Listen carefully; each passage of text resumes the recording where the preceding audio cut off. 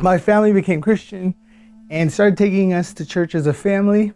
Yeah, I grew up in that environment and worship atmospheres and Bible studies and Sunday school. But around the same time, I started having sexual experiences with boys my age and older. It started when I was 5 and continued until I was 9. I thought of it as just a game that we played. I thought it was something we did in secret, and because of that, I played that game with other boys from 9 to 11, thinking it was just fun. When I realized that it was wrong, I obviously stopped. The damage had been done, and I was buried under a mountain of shame and guilt. And I remember at the age of 13 already experiencing deep depression, suicidal thoughts. Those feelings continued all the way until adulthood. When I was 17, I came out of the closet as gay. My junior year of high school, those same-sex attractions were reinforced by the discovery of pornography and masturbation.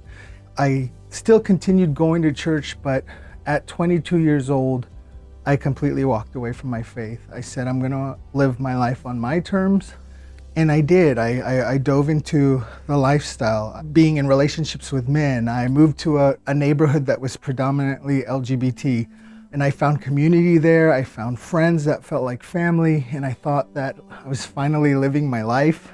I thought that I was living my truth. It was really, really happy for me at first. But I quickly realized that I was still very much broken, still very much depressed. And it didn't take long for me to get immersed in the party culture and grab a hold of substances to self-medicate.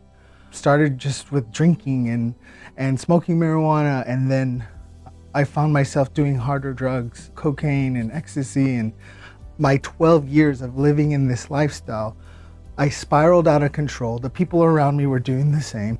I found myself at my lowest point where I was smoking crystal meth and I was escorting for money. Thankfully, the whole time that I was in that lifestyle, I had this praying mother who always would tell me in love about the Lord and cover me in prayer and fast for me. And even though I'd be in relationships with men or I would have friends over for the holidays, she would always be loving and compassionate to them, just like she would me.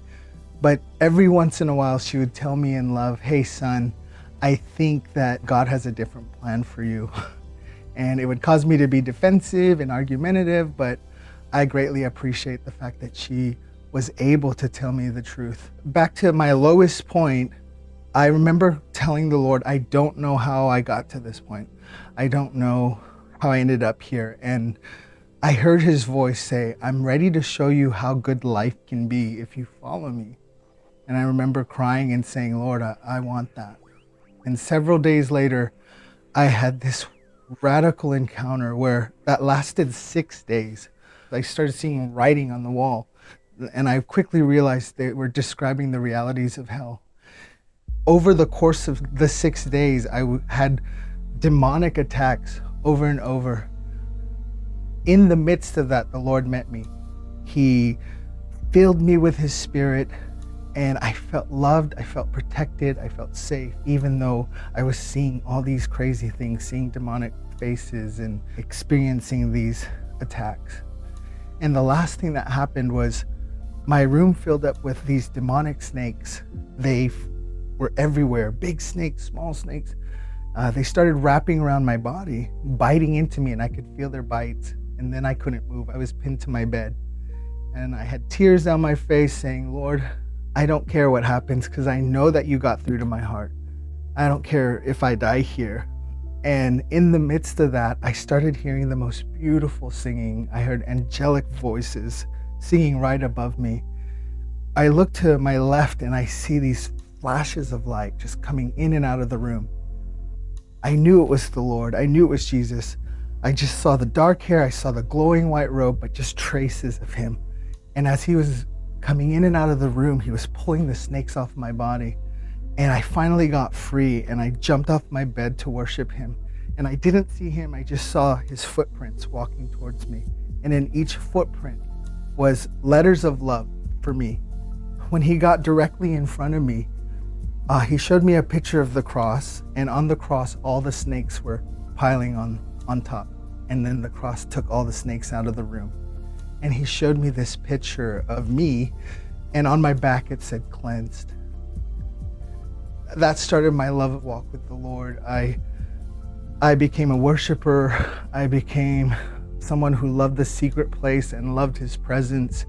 I didn't even know initially if my sexuality could change, but I knew that I was going to follow him, that I had to give him everything.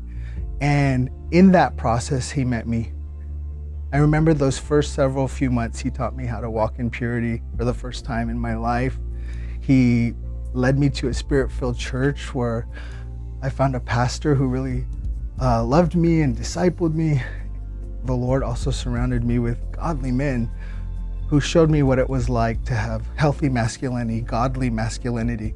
And that was so healing for me. As I would go through the scriptures with the Lord, I would see the beauty in his design for man to be with woman. And I partnered with that. I said, Lord, I want that for me too. I want what you want for me. I want to have a wife and have kids. And that's when I started to see the shift in my attractions. For me, the whole homosexual identity was not really an identity issue once the Lord dealt with the lust part.